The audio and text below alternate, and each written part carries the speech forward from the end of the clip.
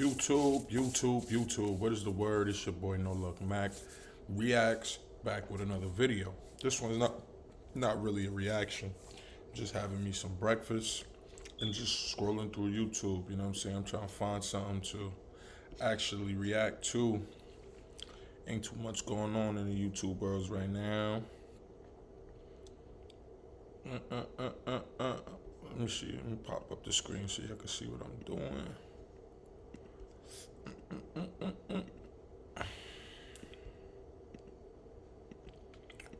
YouTube.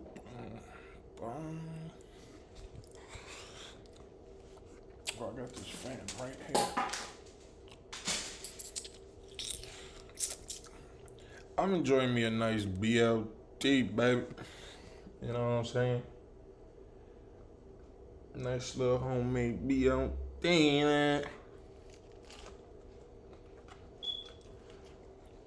Well,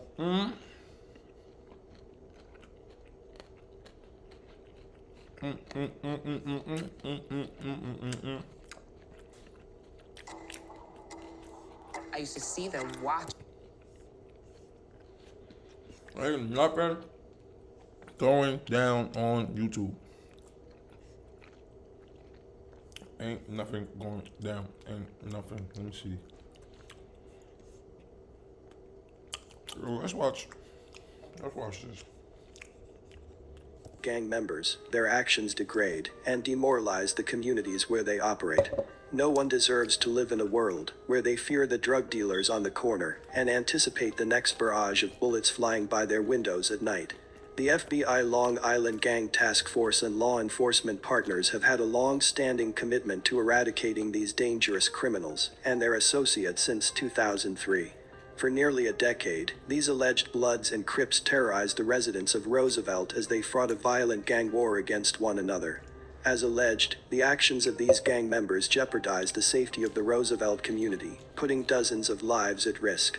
The Rolling 60s was a different breed of gang. They were violent and ruthless. Typically, Crips would not fight another set, but the Rolling 60s gang was at war with everyone, Bloods and Crips. Their power, money, and guns allowed them to maintain much territory in Roosevelt. In an effort to protect their turf, members of this set went out every day to shoot their enemies. Talk about coke, but I done slung boulders. You don't want it with me. The GUST, undercover custodes, always trying to knock me. Raphael Osborne, also known as Gusto, or the Big Whale, led the Roosevelt, New York-based Rollin' 60s Crips. They were a racketeering enterprise that engaged in multiple crimes of violence and narcotics trafficking. Between 2003 and 2013, members of the gang followed an on-site. I didn't know they had hoods in Long Island, even though it's hoods everywhere in the world. I just figured like Long Island is kind of generalized as like the nice part of New York City. Which was established by Osborne. That you get money, you born and raised in New York City, you get money and move to either New Jersey, Yonkers, or Long Island. But of course, all those three places have hoods as well, so. On site, commanded gang members to attack rival Bloods in Roosevelt, whenever possible and by whatever means available. In addition, numerous other shootings and murders were committed at Osborne's direction. During the trial, the government elicited details of 15 shootings and 3 homicides that were committed by members of the Rollin' 60s during Osborne's reign and established that the gang financed its activities through firearms and narcotics trafficking. Over the course of the conspiracy, the gang was responsible for bringing hundreds of illegal firearms to Long Island, including revolvers, semi-automatic handguns, assault rifles, and submachine guns. The Bloods. An indictment was unsealed, charging members and associates of the Blood Street Gang based in Roosevelt, Long Island with racketeering, conspiracy to murder rival gang members, conspiracy to distribute controlled substances, 3 gang-related attempted murders, attempted robbery and related firearms counts. Between 2008 and 2016, members and associates of the Blood Street Gang carried on a violent gang war against the Crips within Roosevelt, New York. Armed with an arsenal of weapons, including AK-47s, rifles and handguns, the Bloods engaged in dozens of shootings, targeting members of the rival Crips on the residential streets of Roosevelt. The indictment charges the defendants with several of the shootings, including 3 attempted murders on residential streets in broad daylight. To fund their activities, the defendants engaged in robberies and widespread narcotics trafficking, including dealing crack cocaine, heroin and marijuana, throughout Nassau County. Rudy Monter was a Rolling 60s Crip member. He was sentenced by United States District Judge Joanna Saber to 15 years of imprisonment following his April 2017 plea of guilty. The sentence was imposed to run consecutive to a 13-year New York State prison term of incarceration that Monter is currently serving, thereby requiring him to serve a total of 28 years.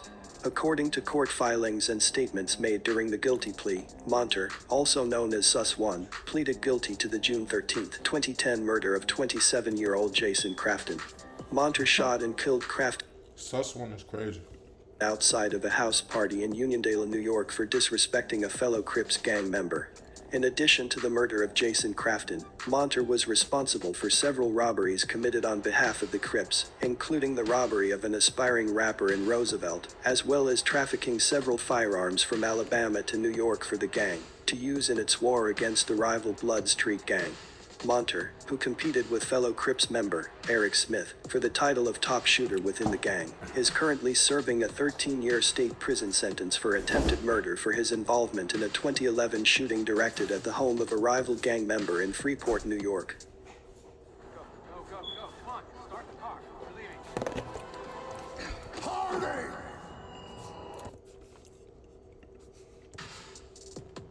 Eric Smith was a ranking member of the Rollin' 60s set of the Crips. Smith nicknamed himself Osama da Bomba in reference to Osama bin Laden. He was also called, and recognized as, the Big Hood. He bragged on social media, and to fellow gang members about being the gang's top shooter. The evidence at trial showed Smith lived up to this title. Allegedly, he was involved in 12 or more shootings. In accordance with the gang's on-site rule, Smith participated in a dozen shootings of rival gang members or their homes. The evidence also showed that Smith shot a man outside a busy nightclub in Freeport and brazenly shot at rivals on residential streets. In addition, the evidence showed that Smith participated in a half-dozen robberies with his fellow gang members to acquire cash and drugs for the gang to sell on the streets of Roosevelt. Among the crimes Smith was convicted of was the December 15, 2010 murder of 19-year-old James McClintock, a leader of the rival Blood Street Gang. Allegedly, McClintock had shot at members of the Rolling 60s and was taunting them on social media. In that December 2010 murder, Smith drove through the streets of Nassau County for hours, looking for McClintock. At approximately 6:20 p.m., Smith found McClintock sitting in a parked car in a crowded gas station on Hempstead Turnpike in Hempstead, New York. With innocent bystanders You supposed to be a Proverbs 31 woman, oh, that's what you said. That man misleading if he ain't spirit I love this lady. How is him that you feeding? He's supposed to be the head. Hey y'all, it's Pikey back at it again with another video. I do want to say shout out to Playback for them reacting to this, because I probably would have never found this video. And it's funny because this is a topic and a conversation I've been hearing for years now, and at first I was like, who are you listening to? Like, what are you talking about? And then after they got to talking and I got to listening to understand what they were saying, I'm like, no, they have a very valid point and a very valid reason. It's just in another name. So she's saying that athletes are modern slaves. Whoever this woman is, she's on a show with Brandon Marshall, Chad Johnson, and some others. They're in slavery or not. But we're gonna go ahead and get into this video. I do want to say I apologize for my dog in the background. Okay, but that don't mean that. Oh, I kind of skipped a little bit. Sorry, I forgot to mention that. They're talking about how, do you understand how Florida people talk? And there was like, it's a bunch of gibberish when it comes to the music. So that's what they're talking about. And there was a part that I wanted to hear because I was trying to skip to see when she started off by saying, you know, that athletes are in slavery. And there's one part that she speaks on and I wanted to speak on it. But other than that, I just caught y'all up to date. So basically what you're saying is you don't listen to modern hip hop, but you still listen to old school, like, you know, some Scarface, some Jay-Z, some Nas. You know what the hell they talking about. You can understand what they're saying. Yeah.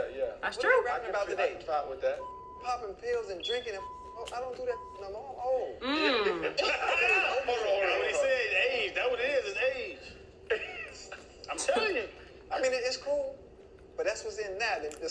change in another 7 years. It'll be a different He's sound. not lying. And I think history repeats itself, so the sound will go back to actually understanding what the artist is saying. Being there's substance with the lyrics. The lyric. Yeah.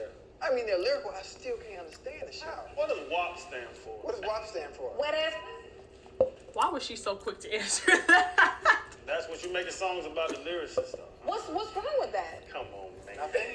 If you're blessed with it, why can't you talk about it? You don't need to let the world know that that's something that you got. Let that be in secret with you and your husband. Why you want to tell the world? Because now everyone gonna look at you as, they're not gonna look at you as a whole. They're gonna look at you as body parts.